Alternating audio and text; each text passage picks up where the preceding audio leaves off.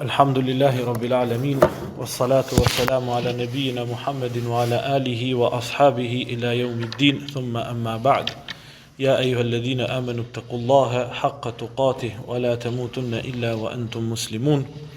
Rabbi shrah li sadri wa yassir li amri wahlul 'uqdatan min lisani yafqahu qawli. Allahumma 'allimna ma yanfa'una wanfa'na bima 'allamtana. Allahumma zidna 'ilman ya rabbal alamin. Allahun e falenderojmë, ndihmë, falë dhe shpëtim vetëm për Allahut kërkojmë. Paqja dhe mëshira e Allahut qoftë mbi pejgamberin sallallahu alaihi wasallam, familjen e tij të ndershme, shokët e tij besnik, të mbi të gjithë ata të cilët e pasojnë dhe ndjekin rrugën e tij deri në ditën e gjykimit. Elusim Allahun subhanahu wa taala që të jemi prej pasuesve të tij të sinqert, prej atyre të cilët rrasin në rrugën e tij me sinqeritet dhe prej atyre të cilët vdesin në rrugën e tij duke qenë të sinqertë.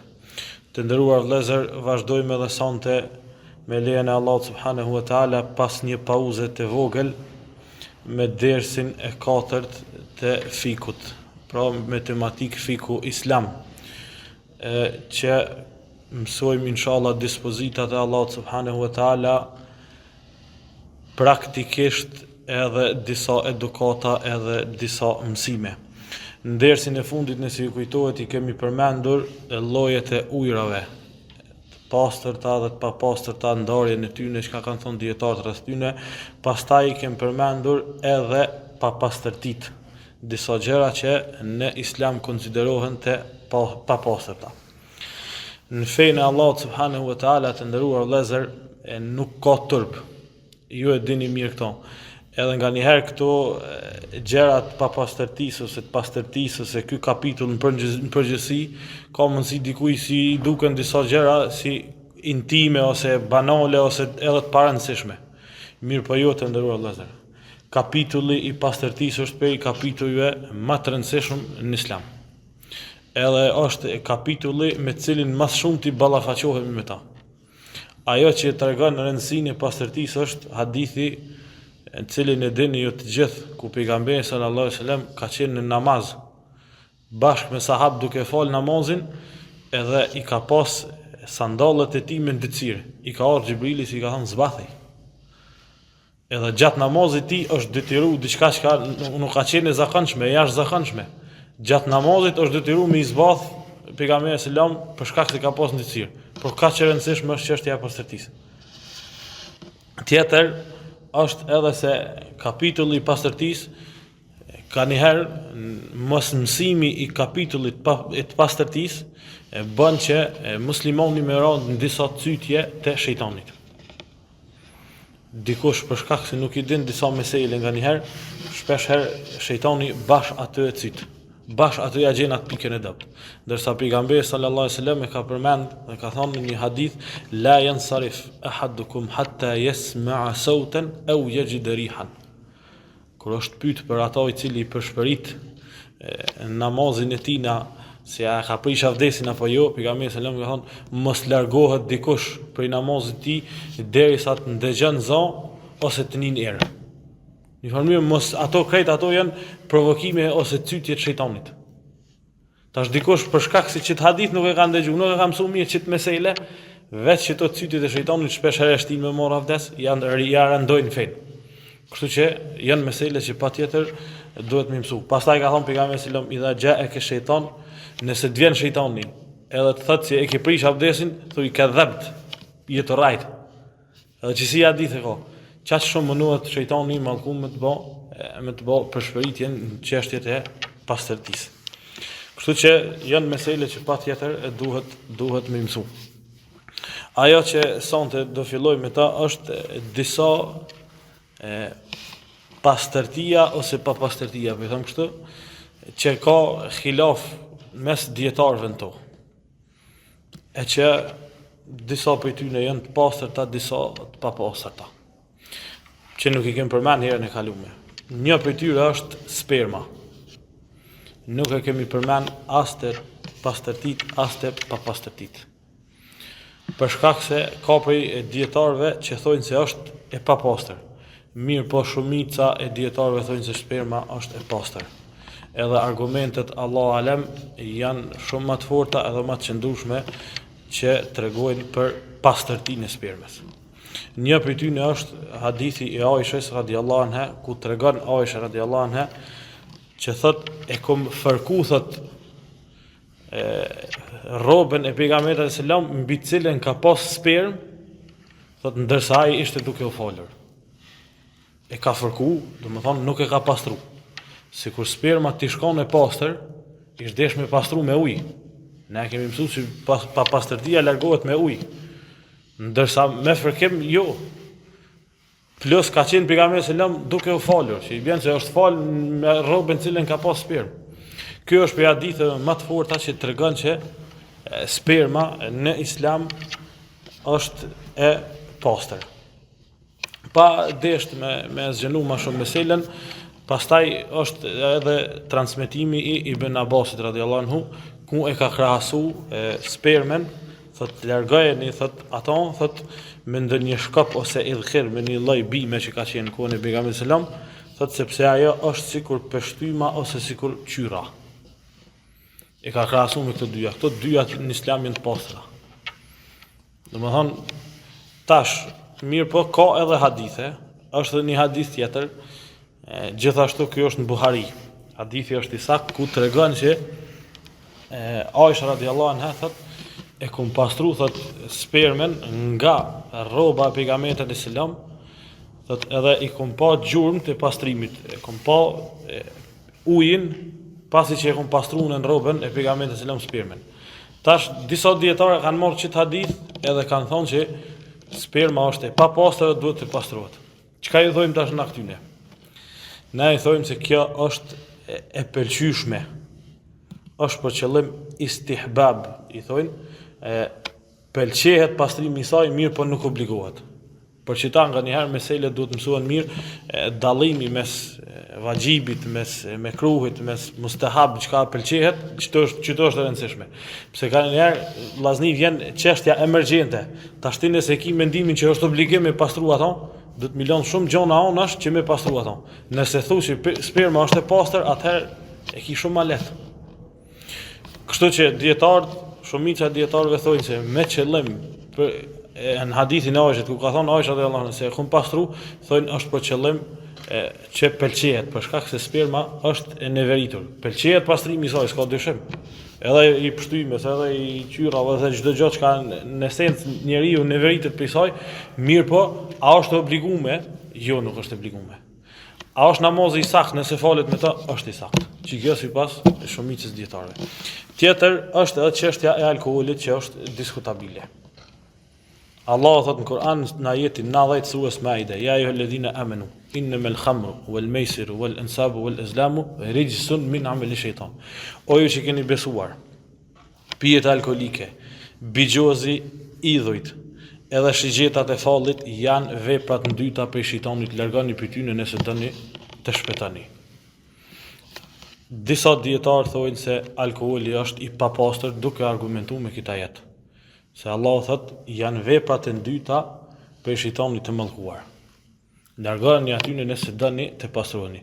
Kështu që nëse ty të pik në rrobë një pikë alkool, e ki obligim me pastru rrobën. Qoftë ajo çfarë do lloj bira o ka alkool në të, duhet e ki obligim me pastru se namazi me të është i saktë. Ndërsa mendimi i dytë që Allah alem që mendoj që është më i saktë është që nuk është i papastër. Për shkak se themi se këtu nuk është për qëllim e papastërtia e tij lëndore, po është për qëllim papastërtia e tij kuptimore. Për shkak se ka ardhur bashkë me idhujt, idhullin ti nëse e prek në esencë, a je boj papastër ju? Atë shigjetën që e kanë përdorur për fall, nëse ti e preke ose e ke marrë ke gjujt, a je boj papastër ju? Mirë po është për qëllim që është vepër e dytë e shejtanit, për nga ndërtësira kuptimore, e vepër e keqe, është haram, mirë po jo që është e papastër. Prandaj edhe thonë dietarët, jo çdo gjë që është e ndaluar është edhe e papastër. Kjo është rregull, është mirë me shënuj çka po shënoni, jo çdo gjë që është e ndaluar me Islam është edhe e papastër. Se ka shumë ndalesa, për shembull përmendet ndalohen vajzat tuaja, bijat e vajzave tuaja, këto që përmenden surën Nisa, është për qëllim që ndalohet martesa me to. Nuk do të thotë që tash ato janë të papastra. Kështu që jo çdo gjë që është e ndaluar është edhe e papastër. Se na tash mund me marrë këto për shembull, dietarët e kanë përmend. Nëse dikush e vjedh ujin, edhe çaj ujë, me çat ujë merr abdes. A është namaz abdesi i tij i plot? Po. Se vjedhja e tij e ujit nuk e ka bëu ato të papastër. Domethënë vjedhja në esencë ndalohet, mirë po uji për shkak se është vjedh, tash uji apet ka mbeti i pastër, nuk ja ka ndryshuar vjedhja e ujit, nuk ja ka ndryshuar vetit atij. Kështu që në esencë edhe pse është vjedh, uji është i pastër, abdesi me të është i vlefshëm. Që do të thotë se jo çdo gjë që ndalohet është edhe papastër. Kjo. Pastaj tjetra është vjellja. Vjellja disa nga dietarë thonë që pa marrë parasysh se njeriu ka vjell me gojen plot, a me vetëm pak, e krejt është e pastër. Ndërsa shumica e dietarëve thonë që vjellja është e papastër. Edhe këto e thonë shumica e fuqahave. Me këto kanë gjyku sahabët.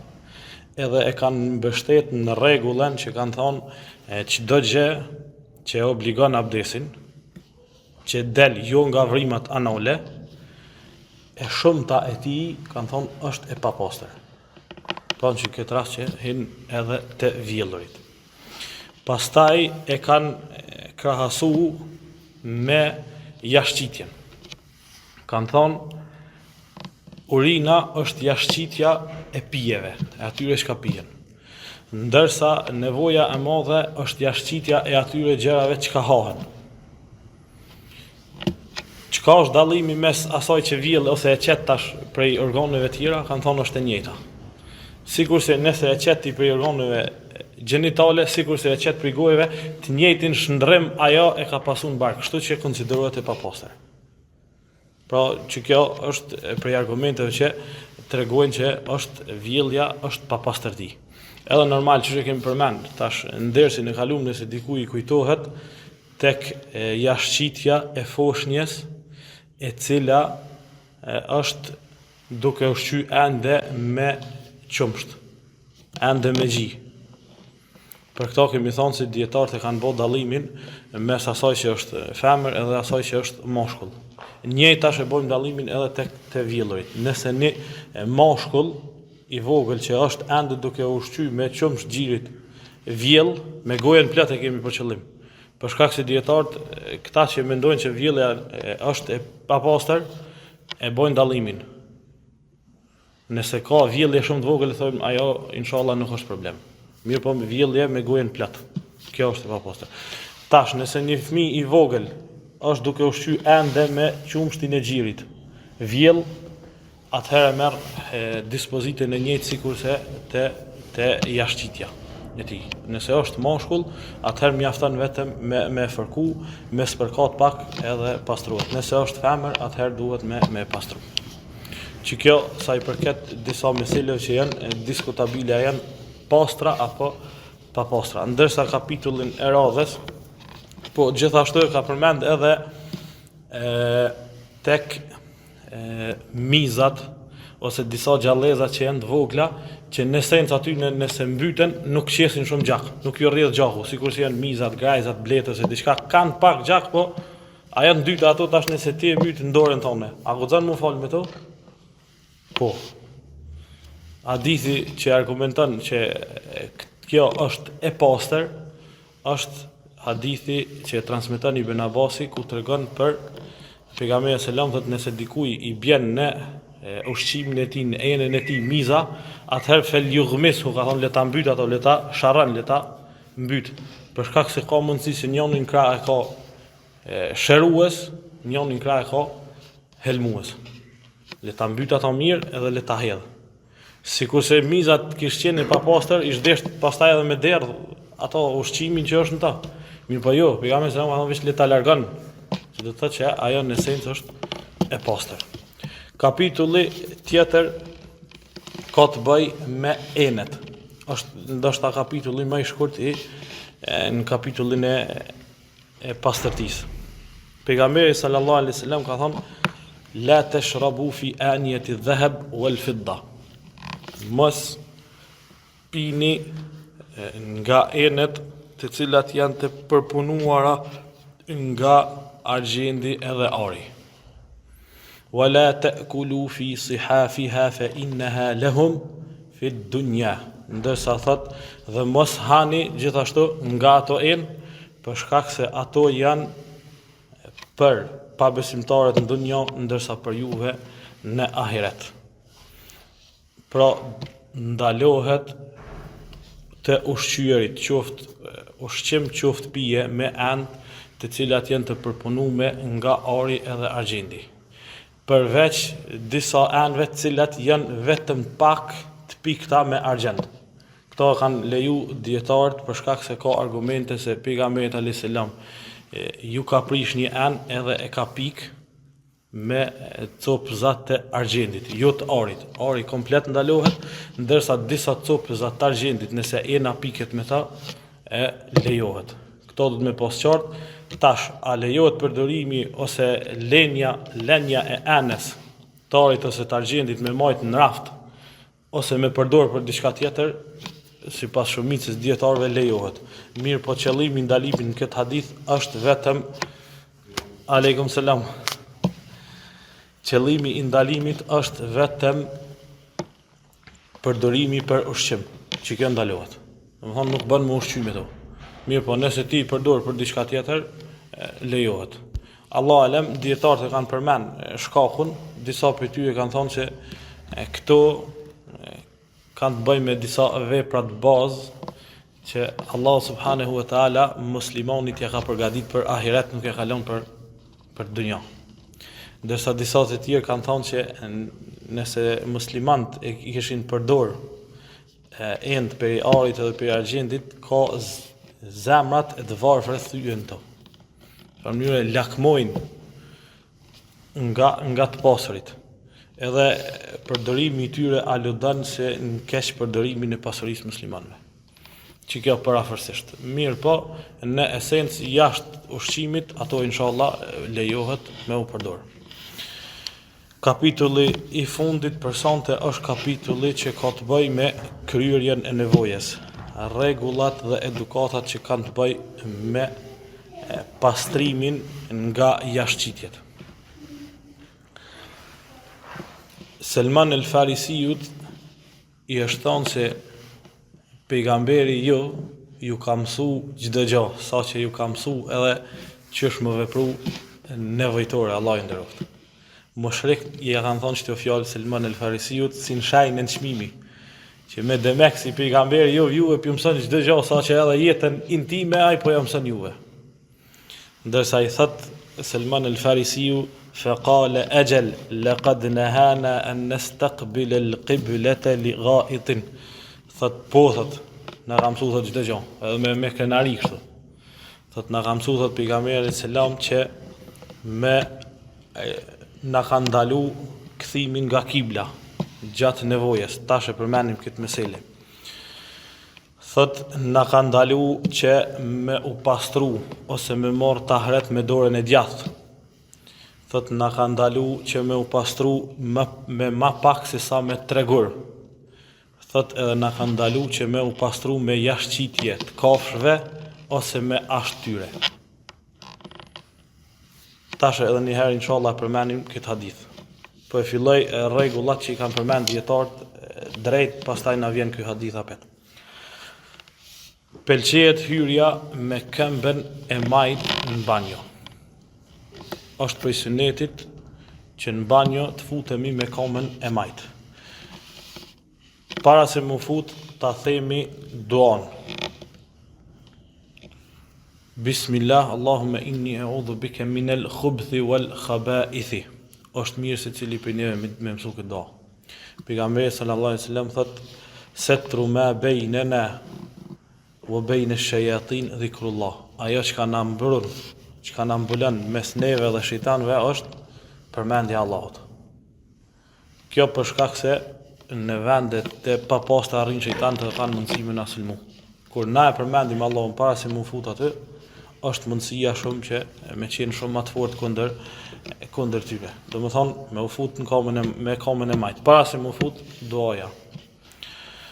Pastaj dalja prej WC-s ose prej banjës me komen e djathtë. Kjo e kanë nxjerrë dietarët këtë rregull për shkak se transmetimet që kanë ardhur të përgjithshme në çdo vend të dytë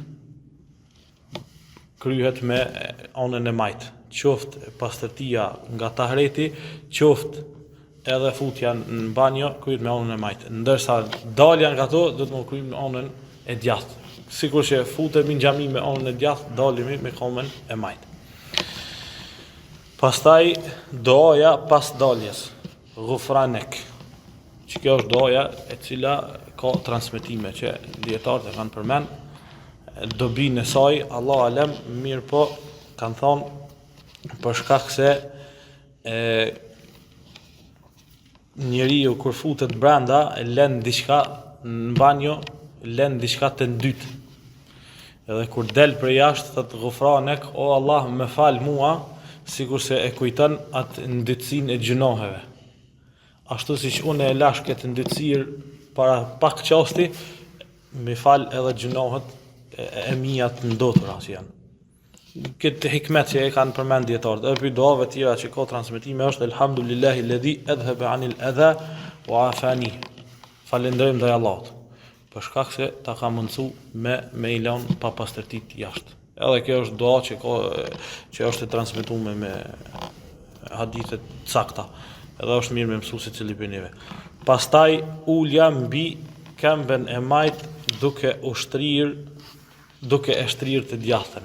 Është prej sunetit, me ul në këmbën e majt edhe duke e shtrirë të djathtën. Allah alem, dietarët e kanë përmend urtësitë e kësaj, disa kanë thonë si shenjë nderimi për këmbën e djathtë. Edhe disa të tjerë kanë thonë është ky pozicion ndihmon më shumë në kryerjen e nevojës në mënyrën më të duhur. Edhe ju e dini dobit e kryerjes së nevojës ulur, që tashmë kanë dalë edhe shkencërisht, që kryerja e nevojës ulur është shumë më e dobishme se sa në kom ose gjysëm ulur. Për shkak se ky pozicion ndikon që më liru nevoja urina në këtë rast komplet. Ndërsa nëse kryet në kom, ka mundësi që sistemi i urinës mos më funksionu rrjedhshëm që më pas mundësi me derë këtë urinën në këtë rast. Pastaj prej edukatave të tjera është mbulimi i avretit edhe largimi nëse është në vend të hapur. Me mbulu avretin mos më të pa tjertë, edhe nëse je në një vend që është vend i hapur si shkëtinë ose lidinë ose diçka, më largu sa më shumë. Sa që ka transmetime se pejgamberi selam largohej shumë larg derisa nuk shihej hiç. Bile në një rast pejgamberi selam përmendet hadithin e transmeton Hakimin Mustadrekun e tij. Duke kërku pemë që mu më shef pasaj, nuk ka gjetë. Pas një pemë s'ka mujt, se ka njëherë ka mundësinë se fshehës pas një pemë dikush që është për pozicionit aty të sheh. Pejgamberi selam prej turpit që ka pasur është mundu me u largu, sa që njëherë prej rasteve Allah subhanahu wa taala ja ka afru dy pemë, cilat kanë qenë largas njëra me tjetrën, ja ka afru pejgamberit selam derisa ai ka kryer nevojën. Kjo është mrekulli që i ka ndodhur pejgamberit sallallahu alaihi wasallam. Pastaj istijmari. Istijmari është pastrimi me gur, në rast se nuk gjendet ujë. Hadithin që e përmenëm, Selman el-Farisiu thotë që na ka ndaluar pejgamberi selam që me u pastru me më pak se sa 3 gur. Domethënë duhet me qenë 3 e përpjet. Edhe është e preferuar që me qenë tek 3, 5 ose 7. Edhe nuk bën me lënë me 3 nëse nuk largohet pa pastërtia. Çdo herë jemi të pas parasysh nëse jemi në vende ku nuk ka ujë. Normal që nëse këto kryhen me ujë. Mirë, po nëse nuk ka ujë, atëherë duhet me 3 ose 5 ose 7 gur derisa largohet pa pastërtia komplet. Kthehem tek meselja e fundit që u përmend tash në hadith është që ka ndalu pejgamberi selam me u pastru me jashqitje të kafshës. Hikmeti i kësaj është për shkak se pejgamberi selam ka thonë innehu min ta'ami ikhwanikum min al-jinni. Për shkak se jashqitjet e kafshës i përdorin gjinnet si ushqim. Kështu që ndalohet me u pastru me to. Edhe njëjtë edhe për ashtin. Ka thonë pejgamberi selam, është ushqim i gjinëve. Nuk ban me largu pa pastërtin me to. Te kthimi i kibles. Kjo është mesele që dietarët e kanë diskutuar kogja shumë. Unë për veti e kam problem, edhe pse e kam lexuar kogja shumë me për shumë dietarëve, mirë po është problem me dhënë atë mendimin tam përfundimtar për shkak se hadithet qojnë ka dy mendimet. Disa e ndalojnë komplet kthimin prej kibles, pa bo asnjë dallim. Qoftë në vendet hapura, qoftë në vendet mbyllura, thojnë kthimi ka kibla është haram. Bën gjuna në person nëse me dituri kthehet ka kibla. Pejgamberi sallallahu alaihi wasallam thotë, këtij mendimi janë Ibn Taymije, Ibn Kaimi, një pjesë e madhe e Hanefive, edhe një mendim i Imam Ahmedit, që ndalojnë komplet kthimin ka kibla. Nuk bojnë dallim, a është WC e mbyllur apo në shkretin në vend hapur, nuk e bojnë këtë dallim, thonë komplet. Pejgamberi sallallahu alaihi wasallam thotë, idha ataytumul gha'ita fala tastaqbilul qibla bi gha'itin wala bawlin. Nëse keni shku për ta kryer nevojën, qoftë nevojën e madhe, qoftë nevojën e vogël, atëherë mos u ktheni ka kibla. Walakin sharriqu aw gharribu. Mirë po, merrni, kthehuni pak ka lindja ose pak ka perëndimi. Domethënë me largu qoftë edhe pak drejtimin e kiblës. Ebu Ejub el-Ansariu kur e ka transmetuar këtë hadith thotë, na thotë kemi shku thotë në Sham. E kemi shliru thot Shamin edhe i kemi gjet banjot e banorëve të Shamit kthyme ka kibla. Thot edhe s'kem pas kam i bon thot, ato tash veç janë kont ndërtuar më.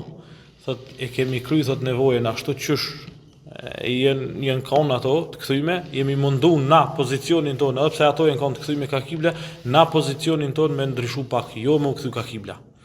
Thot edhe kemi bon thot pak istighfar.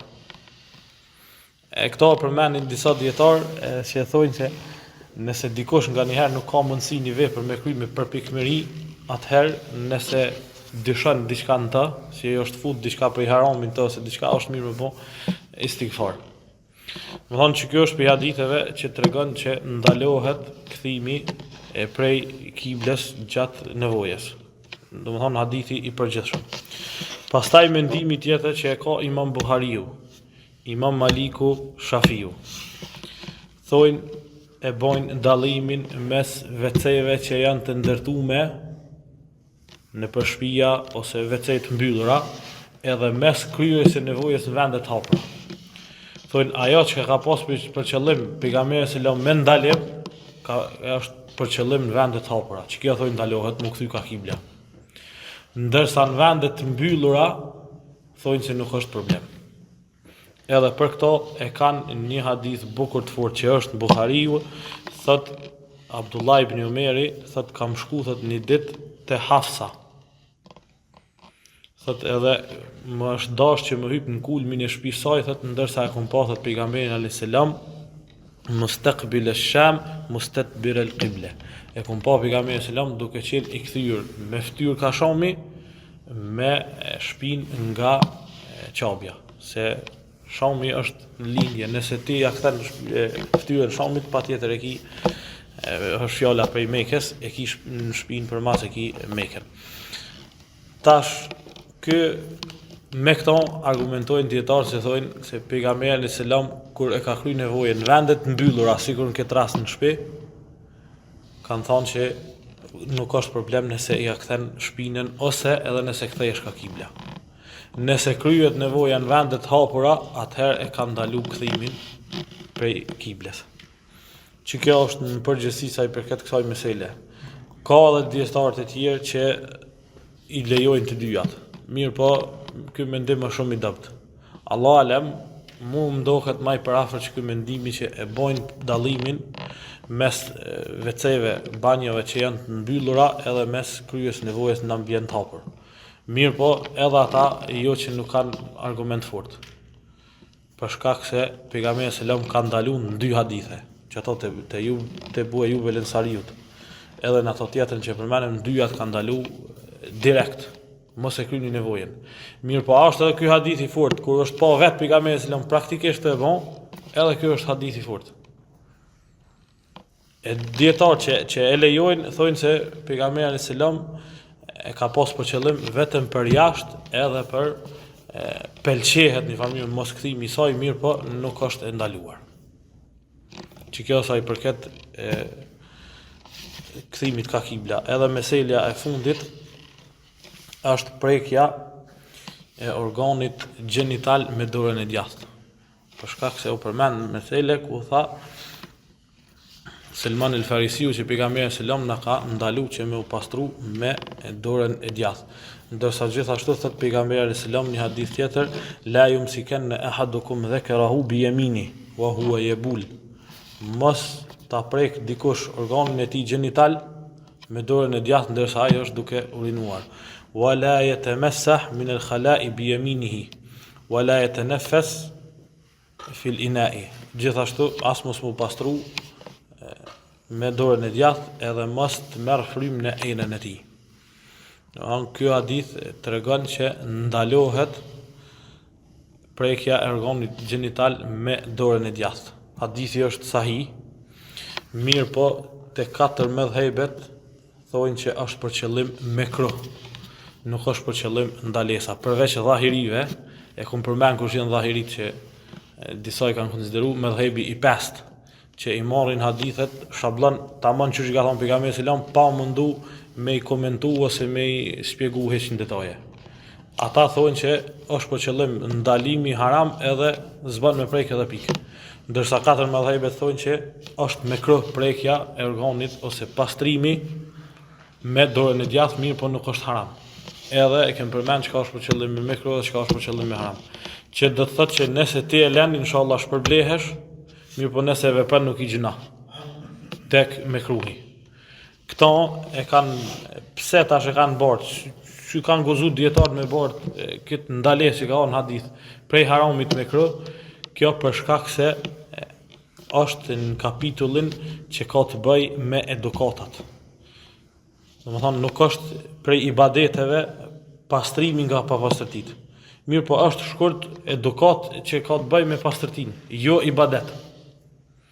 Prandaj kanë thonë çdo gjë që është rregull në usul, çdo gjë që ka të bëj me edukata janë të pëlqyera ose të urryera. Nuk ka në to haram komplet. Që kjo është mendimi i 4 mëdhëbeve. Do të thotë është e urryer, mirë po është e urryer vetëm mekruh. Përdorimi ose pastrimi nga nevoja e madhe ose e vogël me anën e djathtë ose prekja e 2 organeve gjinitale, qoftë përpara, qoftë përmas me anën e djathtë. Që kjo sa i përket këtyre meseleve sonte. Domethënë i kemi marr kapitullin e anëve, ato s'pe përmendi meselet që janë diskutabile, që a janë pastërta apo pa pastërta, edhe edukata cilat kanë bëjnë me kryerjen e nevojës edhe me nevojtoren, hyrja edhe dalja e saj. Allah e shpërblef për ndëgjimin, wa aqulu qawli hadha wa astaghfirullaha li wa lakum fastaghfiruhu innahu huwal ghafurur rahim.